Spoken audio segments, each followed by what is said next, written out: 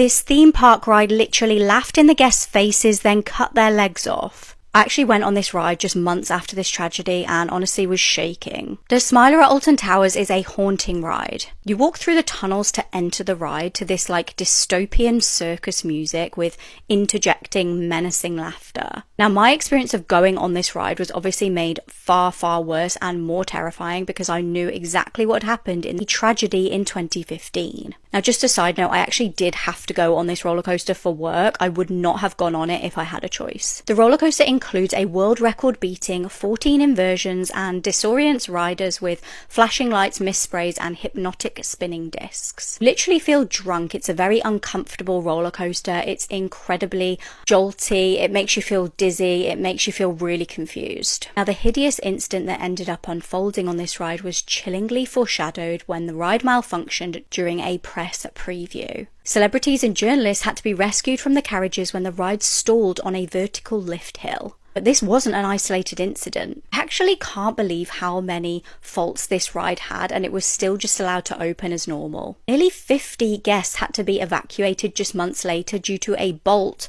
falling from one of the joints of the track. On the 2nd of June 2015, just shortly after 1 p.m, a member of staff noticed a fault light was flashing on the ride. As per standard safety features, they stopped the ride to obviously check everything was okay. It was temporarily closed while the engineers fixed the ride. But that was all fine. It wasn't actually that fault itself that caused such a horrific tragedy. As per safety protocol, they had to send this empty test car round the roller coaster just to make sure it was okay before they loaded guests back on. So they did this, but the test car ended up stalling on the track. Due to a tragic miscommunication, staff thought that the car had returned and it was okay to start the ride again. They reopened the ride with that test car still just stuck on the track. Unaware guests in the queue started eagerly piling into the cars and then set off round the track.